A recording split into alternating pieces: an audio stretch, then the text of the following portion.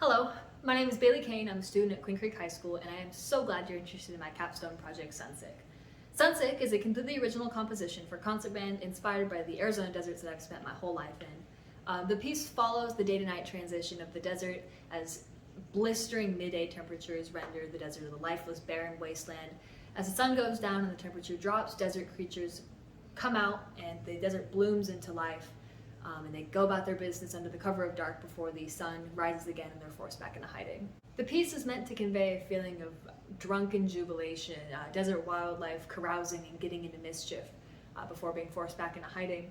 The piece is a tone poem which borrows from a lot of works that I've played throughout my career as a musician, namely those of Robert Sheldon, and drawing inspiration from the works of Danny Elfman, a composer who worked on the Nightmare Before Christmas soundtrack as well as the Charlie and the Chocolate Factory soundtrack. That sort of large, whimsy fantastical feel to his music. Sunsick is roughly divided into 4 sections that we'll go over in order. The first part of Sunsick is Nightfall, and we begin setting the mood here with these eerie trombone glissandos and a flute solo.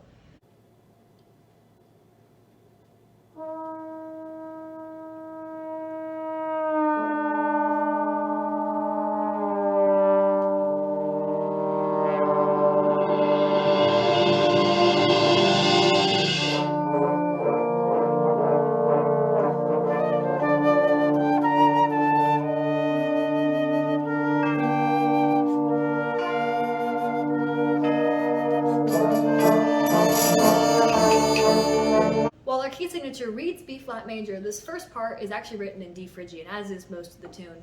Phrygian is the 3rd motive major and sounds like this.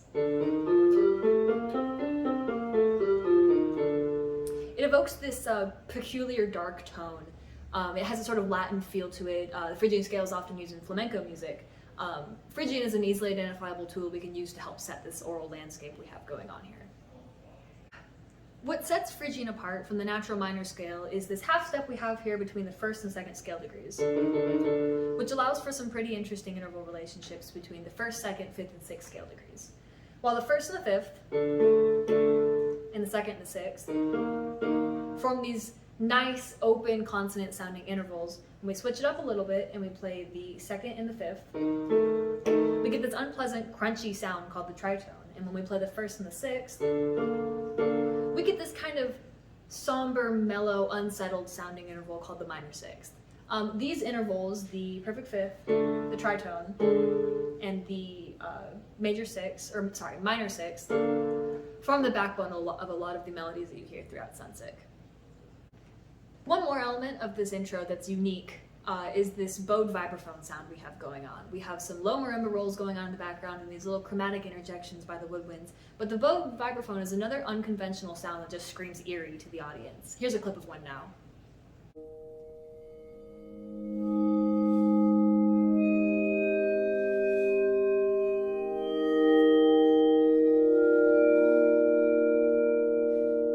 We then transitioned into the brass's response to the flute solo, picking up speed and intensity until eventually we reached the 2nd part of Sunsick, Twilight.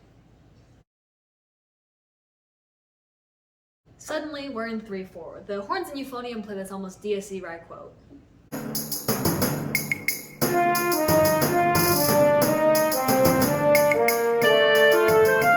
D.S.E. Rye is a familiar Gregorian chant melody that appears all throughout works in Western tonal music. To signify something foreboding. You've probably heard it before without realizing. Dies irae, dies ira. Dies irae translates as a Latin word meaning day of wrath, and it's another just piece of vocabulary that I use in Sunsick to help kind of prod along the audience's understanding of the darkness that's just fallen. Next, we're introduced to the melody for the first time. It begins in the upper woodwinds, sparsely written among the high voices.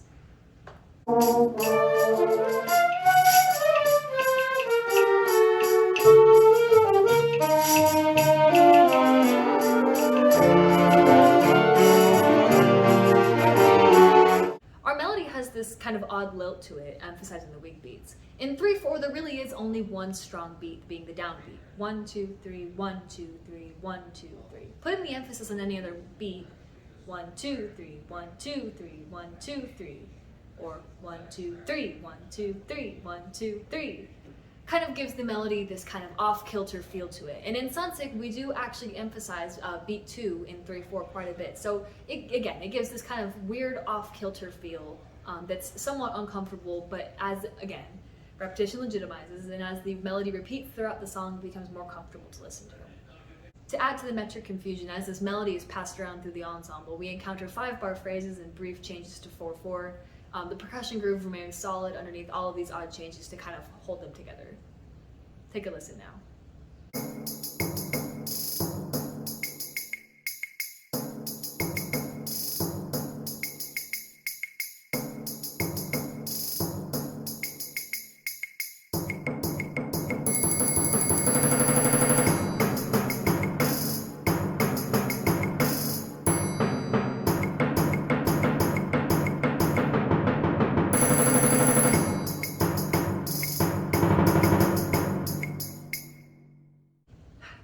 Going into the 6/8 section, we hear that DSC ride quote one more time to help kind of ease us into the dotted quarter rhythm. Our 8th note pulse remains the same between 3/4 and 6/8. However, instead of having 3 groups of 2 8th notes each, we now have 2 groups of 3 8th notes each.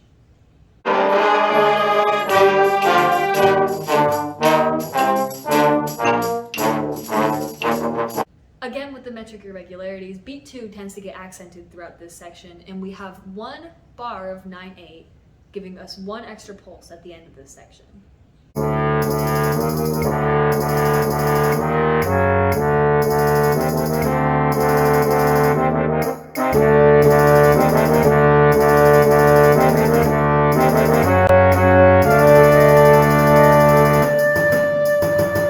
Shortly thereafter, we get our woodwinds picking up with a more forceful dance-like melody.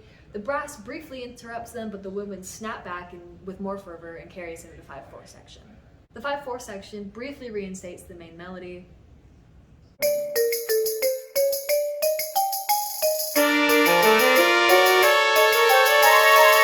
And similar to the 6/8 section, the brass has this simple mid-low harmonic statement, but this time the rest of the ensemble is floating up top. This infighting ends with a return to 3/4 and a restatement of the melody by the trumpets with an agreeable response by the lows.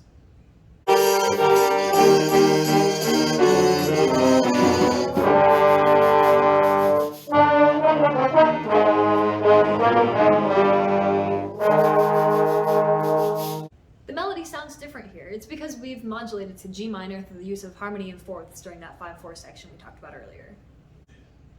The following massive low brass chord is one that I've affectionately nicknamed the Great Equalizer, which is a term that Mr. Davenport has often used to talk about a chord that kind of silences everything else in the ensemble and allows for kind of this breath of fresh air, return to harmony before chaos breaks out.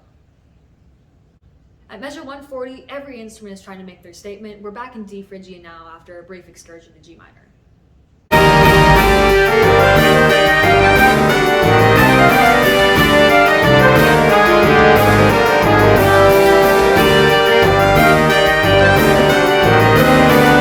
It's a conversation, it's a fight, it's a party. Every instrument is out in full force right now. Saxes and trumpets proclaim the main melody while the woodwinds carry a complex counter melody.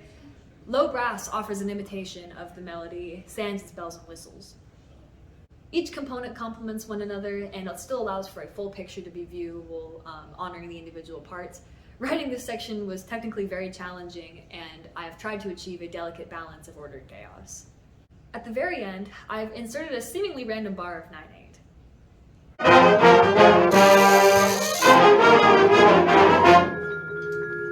This quote, as the band quickly picked up on, is an excerpt from Frank Ticelli's Vesuvius, which we played earlier this year.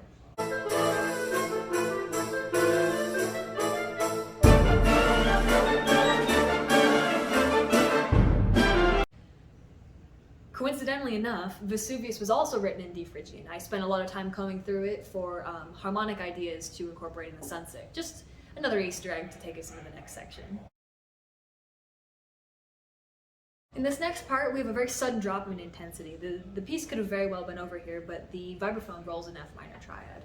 The intent here was to portray a monsoon rolling in. And the bass drum and timpani are instructed to roll the instruments to imitate rolling thunder. The band was also told to pat their legs and imitate rain.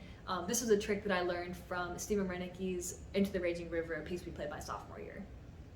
We decel, and the horns and low brass bring us back with this low, haunting harmonic statement.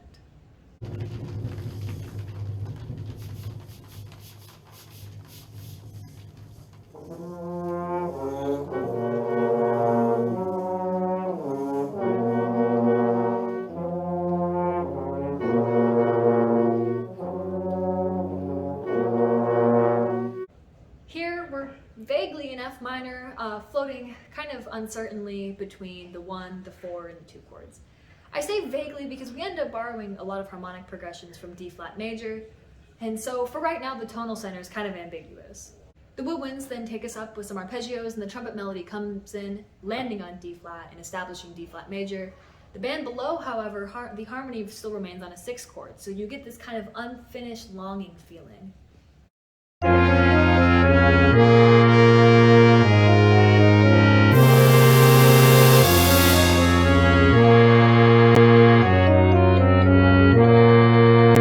The trumpet tries again, and eventually the band swells, the 4 chord, the 5 chord, finally landing on the 1 chord and giving a sort of completed feeling.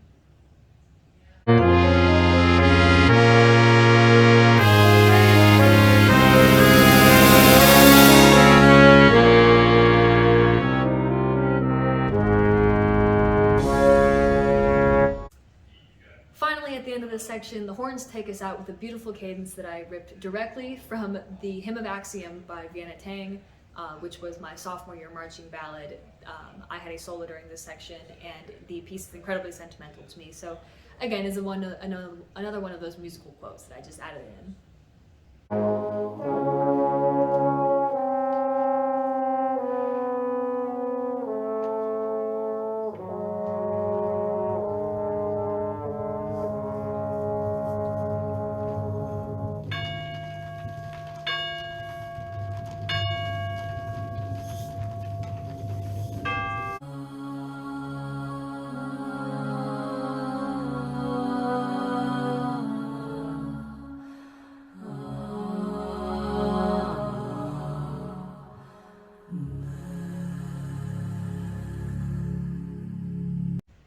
The horns plant us firmly on D flat major before the thunder and rain effects take control again and take us into our next section.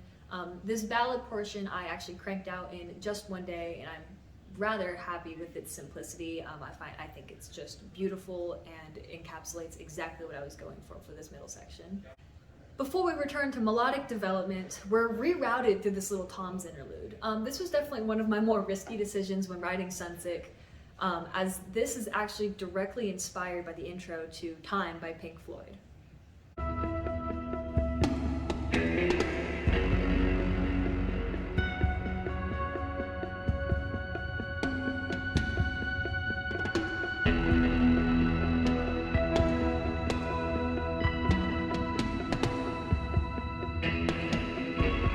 There's a bit of a story with this. Over fall break, we took a road trip to San Diego, and I, of course, had fallen asleep in the car and awoke to Time playing on the radio as we were passing through seemingly endless sand dunes. So in my half-conscious state, I figured that this was the perfect mood setter for this kind of eerie, mournful ballad before we return to the main section. After the toms fade out, we've begun to run out of nighttime. There's very little time left before the sun comes back up and the tension in the music starts to increase. At measure 2:30, the band is back in full, and the horns and the trombones are kind of conversing casually with this melody that waves in and out of one another. Underneath, the mid and low woodwinds are holding this plodding syncopated line.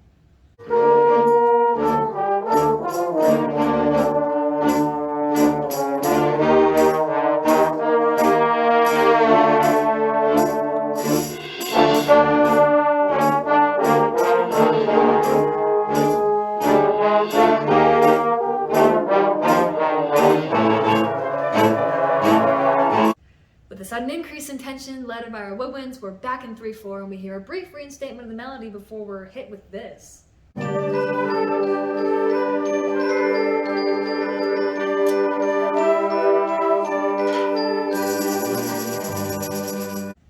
What? This is a direct quote from Edvard Grieg's Peer Gynt Suite No. 1, or more commonly known as Morning Mood. This is another melody immediately recognizable to the audience, reading, Good morning, sun's coming out. The sudden mood change is almost satirical. Immediately following it is this.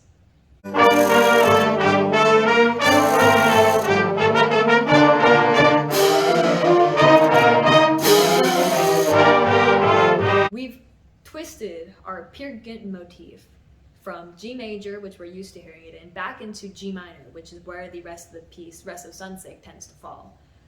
It's this sort of psych moment before we get our final cadence out.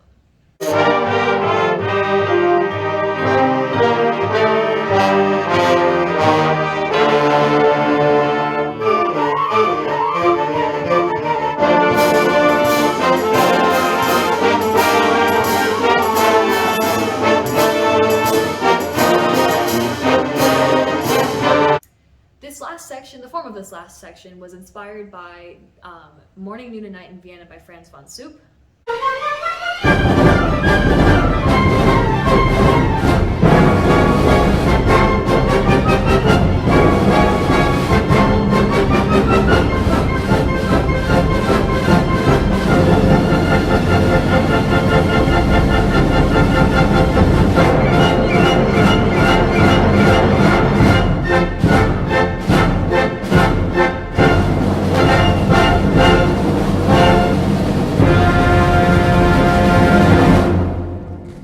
This piece as adapted for concert band my junior year. It was actually also my conducting selection for my drum major audition later that year.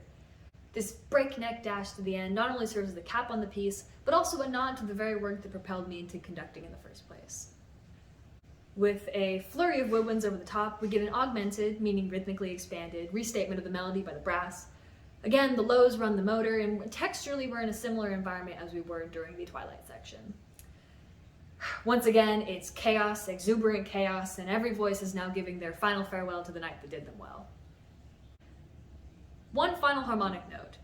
The progression here at the end really drives home the D Phrygian tonality.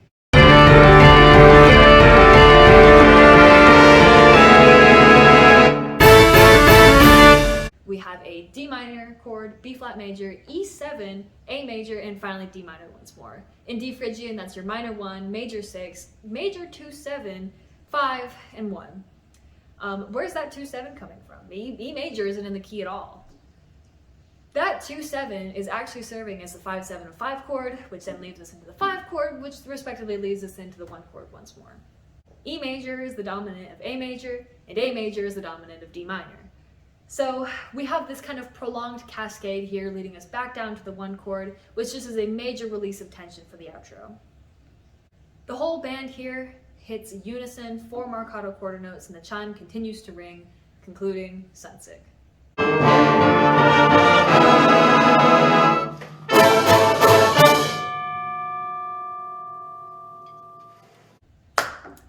That is it for the musical analysis of Sunsick. I have put so much of myself into this work, and I am so excited to share it. Thank you for taking the time to check out this project, and I hope you've enjoyed it just as much as I have.